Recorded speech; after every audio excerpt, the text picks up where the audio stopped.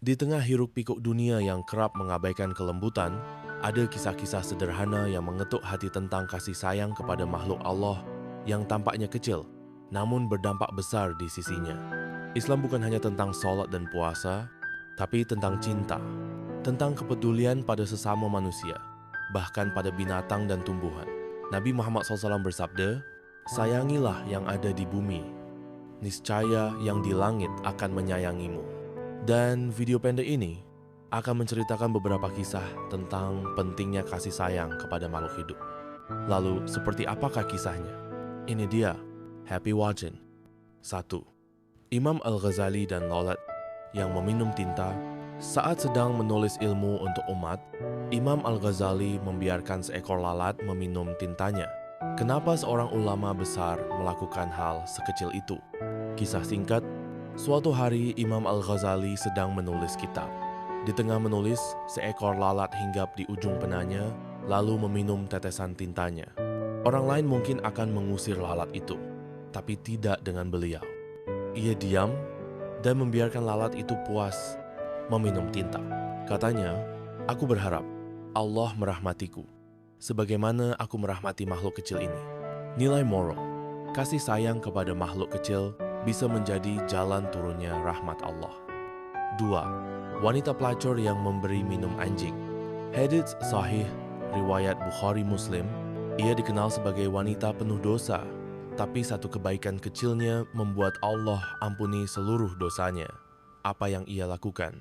Kisah, seorang wanita dari Bani Israel dikenal sebagai pezina, sedang berjalan di padang pasir.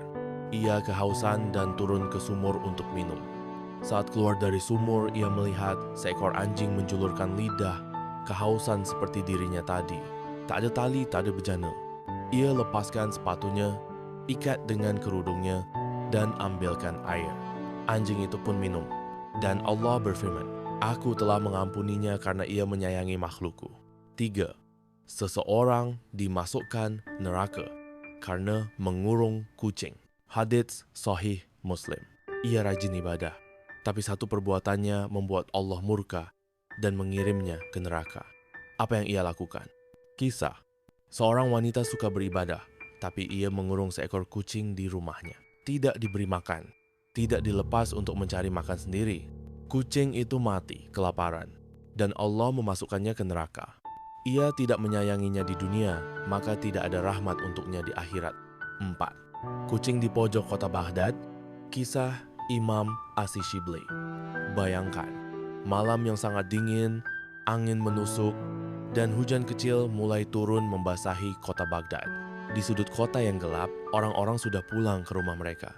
Tapi seorang wali Allah, Imam As-Shibli, berjalan sendirian melewati lorong-lorong sempit di tengah sunyi. Tiba-tiba, ia mendengar suara pelan. Meong.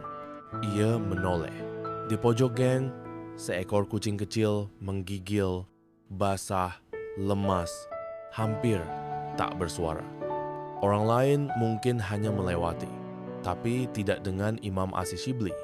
Beliau berhenti dan menunduk. "Ya Allah, kalau Engkau menurunkan kasih sayang di dunia ini, maka izinkan aku jadi jalan rahmat-Mu malam ini." Tanpa pikir panjang, beliau membuka sorbannya. Dilepas bajunya satu lapis. Kucing kecil itu diangkat, dibungkus, dan dibawa pulang ke rumahnya. Ditaruh dekat tungku api kecil, diberi susu, dihangatkan dengan tangan. Malam itu Imam As-Shibli tidur bersebelahan dengan kucing itu. Tidak di ranjang, tapi di lantai, agar kucing itu merasa hangat di pelukannya. Keesokan harinya, Imam As-Shibli berkata kepada murid-muridnya, "Aku lebih berharap pada rahmat Allah dari tindakan kecilku kepada kucing semalam, daripada dari ilmu yang kutulis dan amal yang kusimpan seumur hidup." Penutup, kasih sayang bukan hanya kepada manusia, tapi pada setiap makhluk yang Allah ciptakan, karena bisa jadi satu tindakan kecilmu di malam sepi kepada makhluk lemah menjadi alasan Allah menyelamatkanmu dari api. Kisah kesabaran. Seorang jamaah haji bercerita, "Aku berangkat ke Baitullah. Ketika aku sedang tawaf, aku melihat seorang perempuan yang wajahnya bersinar, cerah, dan memancarkan aura yang positif, sehingga aku pun dibuat takjub olehnya. Lalu aku berbicara sendiri, demi Allah, sampai hari ini, aku belum pernah melihat seorang perempuan yang mendapat kemuliaan wajah lebih indah dari wanita ini, dan aku pun tahu ia mendapat kemuliaan itu karena ia tidaklah merasa susah kecuali hanya sedikit saja. Dan kesabaran yang tinggi membuat si wanita mendapat kemuliaan itu. Sayangnya, ucapanku itu terdengar olehnya. Lalu ia berkata padaku, "Terserah kau mau berkata apa. Demi Allah, aku sangat sedih. Hatiku hancur oleh berbagai kekhawatiran dan kesusahan. Namun tak seorang pun yang mau membantuku," ucap wanita itu. Kemudian aku bertanya, memangnya apa yang terjadi? Dan ia pun bercerita kepadaku. Suatu hari suamiku sedang menyembelih kambing sebagai hewan kurban. Aku juga memiliki beberapa anak, yang dua kakak beradik. Mereka sedang bermain. Dan yang satu masih kecil dan aku gendong. Tiba-tiba terdengar sang kakak berkata pada adiknya, "Wahai adik, apakah kamu mau melihat bagaimana cara ayah menyembelih kambing?" Adiknya menjawab, "Ya, aku mau." Lalu sang adik disuruh berbaring layaknya kambing yang akan disembelih, dan kakaknya pun menyembelihnya. Alhasil sang adik meninggal karena praktek penyembelihan salah objek dan ugal-ugalan. Setelah itu kakaknya berlari ketakutan, ia pergi arah hutan, dan ia pun mati dimakan serigala. Lalu sang ayah pun panik, ia bergegas mencari anaknya yang berlari ke hutan. Saking lamanya sang ayah di hutan sehingga ia juga mati karena kelelahan dan kehausan. Ayah pun tak pernah kembali ke rumah ini lagi. Waktu itu aku melihat ke arah pintu dan meninggalkan anak kecilku. Tiba-tiba anak kecilku berjalan ke arah panci besar di atas api.